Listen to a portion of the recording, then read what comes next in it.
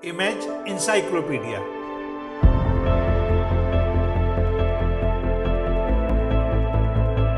जानकारियों और जिज्ञासाओं की अद्भुत दुनिया। हेलो दोस्तों, अपने इस चैनल के हर वीडियो में हम आपको किसी एक विषय की विश्वसनीय तथ्यों के सहित पूर्ण जानकारी देंगे। ऐसी जानकारी जिसकी तलाश में स्कूल कॉलेज के छात्रों से लेकर सभी तरह के प्रतियोगी छात्र रहते हैं। हमारी ये वीडियो उन लोगों के लिए भी बहुत उपयोगी साबित होंगे जो जनरल नॉलेज में रुचि रखते हैं और कौन बनेगा करोड़पति जैसे कार्यक्रमों में हिस्सा लेकर सफल होना चाहते हैं। तो दोस्तों, आइए आज का वीडियो शुरू करते हैं। लेकिन उससे पहले आपसे एक अनुरोध कि अगर अब तक आपने हमारे इस चैनल को सब्सक्राइब नहीं किया है तो कृपया कर लें और हाँ, बेल आइकन का बटन दबाना ना भूलें, जिससे हर नया वीडियो सबसे पहले आपको मिले। क्या अंतरिक्ष में सेक्स संभव है? अंतरिक्ष यात्रियों के संबंध में यह वह सवाल है जो दुनिया के असंख्य लोग पूछना चाहते हैं, लेकिन तमाम लोग संकोच में पूछ नहीं पाते। जो लोग संकोच को एक तरफ करके पूछने की हिम्मत भी जुटाते हैं, उन्हें नासा जैसी स्पेस एजेंसी भी ठीक ठीक कोई जवाब नहीं देती, या तो जवाब ही नहीं देती या गोलमोल जवाब देती है। शायद यही वजह है कि दूसरी तमाम जगहों पर भी इस विषय पर या तो लिखा नहीं जाता या गोलमोल करके लिखा जाता है। thoughtcompany.com वेबसाइट में मशहूर साइंस लेखक PhD जॉन पी मिल्स बहुत हिचकते हुए ऐसे कई वर्जित सवालों पर लिखने की कोशिश करते हैं जो सवाल उनसे लोग फोन पर करते रहते हैं कि अंतरिक्ष में लोग पोटी कैसे करते हैं, पोटी करके हाथ किससे धोते हैं, नहाते हैं या नहीं नहाते, नहाते हैं तो कब और कैसे नहाते हैं, अगर नहाते नहीं तो फिर अपने ईश्वर की आराधना कैसे करते हैं। खासकर जो हिंदू एस्ट्रोनॉट अंतरिक्ष गए हैं, जैसे राकेश शर्मा, कल्पना चावला और आधे हिंदू सुनीता विलियम। और अंत में सबको शर्मा देने वाला सवाल कि क्या अंतरिक्ष में सेक्स संभव है।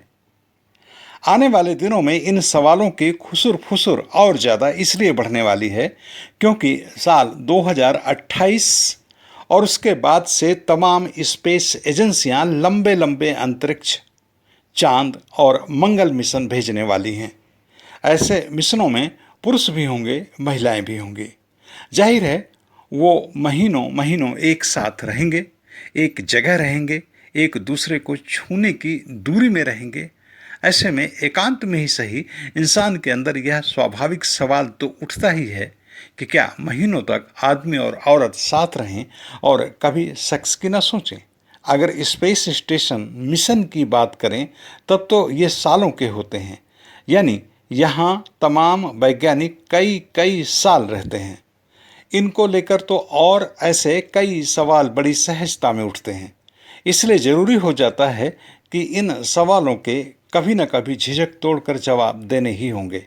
पहले हालांकि इस तरह के सवालों की बात सामने नहीं आती थी, लेकिन अब कई अंतरिक्ष यात्रियों ने भी विभिन्न मीडिया संस्थानों को बताया है कि लोग उनसे एकांत में और फोन में ये सवाल पूछते हैं। हालांकि ये कहते हैं कि लोग सेक्स के बारे में घुमा फिरा कर पूछते हैं, लेकिन जानना सबसे ज़्यादा उसी के बारे में चाहते हैं। अंतरिक्ष एजेंसियों के पास और अंतरिक्ष यात्रियों के पास जो सवाल सबसे ज़्यादा सहजता से आता है वह यह है कि अंतरिक्ष में बाथरूम कैसे जाते हैं। तो चलिए शुरू करते हैं बाथरूम के सवाल से ही। नासा की एस्ट्रोनॉट पेगी विटसन अमेरिका के सभी अंतरिक्ष यात्रियों में से सबसे ज़्यादा समय तक अंतरिक्ष में रही हैं, कुल 665 दिन। यही नहीं, इन्होंने दुनिया की किसी भी महिला एस्ट्रोनॉट से ज़्यादा समय अंतरिक्ष में बिताया है। 2.5 साल पहले उन्होंने अपने एक इंटरव्यू के दौरान बताया कि वे लोग अंतरिक्ष में बाथरूम कैसे जाते हैं और एस्ट्रोनॉट को कैसे अपनी पोटी को बैग में पैक करनी पड़ती है। इंग्लैंड के अखबार मिरर के मुताबिक विटसन ने कहा कि अंतरिक्ष में एस्ट्रोनॉट जो पेशाब करते हैं वह रिसाइकिल होकर उनके लिए पीने का पानी बन जाता है, लेकिन पोटी करना थोड़ा चुनौती भरा काम है। विटसन के मुताबिक इंटरनेशनल स्पेस स्टेशन में रह रहे एस्ट्रोनॉट्स को एक प्लेट के आकार के छेद में पोटी करनी होती है और फिर उसे वैक्यूम के इस्तेमाल से प्लास्टिक बैग में डालनी होती है। एक बार जब यह बैग भर जाता है तो यह बैग स्पेस का कचरा इकट्ठा करने वाले कार्गो शिप में पहुंच जाता है, लेकिन कभी कभी अंतरिक्ष यात्रियों को बहुत बुरी स्थितियों में से दो चार होना पड़ता है। अगर धरती की ही तरह टॉयलेट खराब हो तो एस्ट्रोनॉट को तब रबड़ के दास्ताने पहनकर अपनी पोटी को पकड़ना पड़ता है और फिर उसे प्लास्टिक बैग तक पहुंचाना पड़ता है।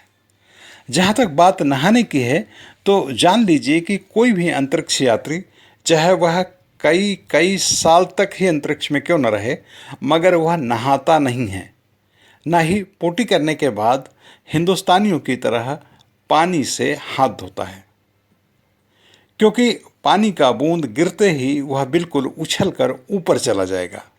सवाल है फिर अंतरिक्ष यात्री नहाते कैसे हैं?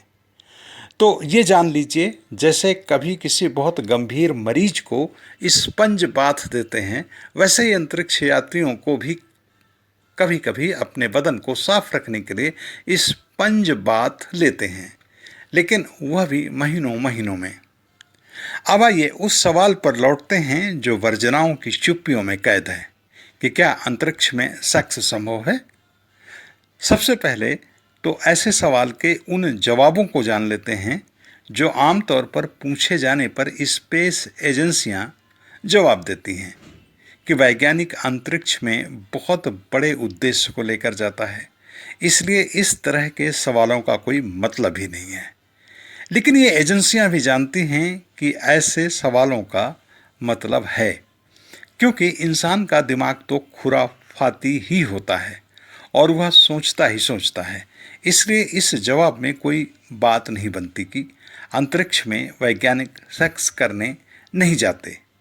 असली बात यह है कि अंतरिक्ष में शून्य गुरुत्वाकर्षण होता है, जिसके संबंध में सैद्धांतिक रूप से यह समझा जाता है कि हुकअप संभव नहीं है, क्योंकि अंतरिक्ष में शरीर के हर हिस्से पर खून की मौजूदगी एक सी नहीं होती, इसलिए पुरुष इंद्रिय में इरेक्शन संभव नहीं है। हालांकि जॉन पी मिल्स यह भी कहते हैं कि यह अनुमान भर है, अगर किसी का व्यक्तिगत अनुभव कुछ और हो तो कहा नहीं जा सकता, क्योंकि कभी किसी वैज्ञानिक ने इस संबंध में ऐसी न तो स्पष्ट रूप से कोई बात कही है और न ही उससे कहने के लिए कुछ कहा गया है। क्योंकि बात वहीं आ जाती है कि वैज्ञानिकों को अंतरिक्ष इन साधारण चीज़ों के लिए नहीं भेजा जाता, लेकिन भौतिक विज्ञान के नियमों के मुताबिक देखें तो सेक्स के लिए पुरुष जननांग में रक्त प्रवाह का तीव्र होना जरूरी है। चूंकि कम गुरुत्व बल के कारण अंतरिक्ष में खून पूरे शरीर में बहता ही नहीं है जैसे वह धरती में बहता है, इसलिए अंतरिक्ष में सिद्धांततः संभोग असंभव है। लेकिन सेक्स महज यौन गतिविधि ही नहीं होती, उसके कई दूसरे रूप भी होते हैं जो कि हर हाल में संभव हैं। दोस्तों, आपको यह वीडियो कैसा लगा हमें कमेंट करके जरूर बताएं और यह भी बताएं कि आपको किस तरह का वीडियो देखना पसंद है। हम आपकी पसंद के मुताबिक भी वीडियो बनाएंगे। इस वीडियो में शोध, आलेख और स्वर मेरा यानी लोकमित्र गौतम का था।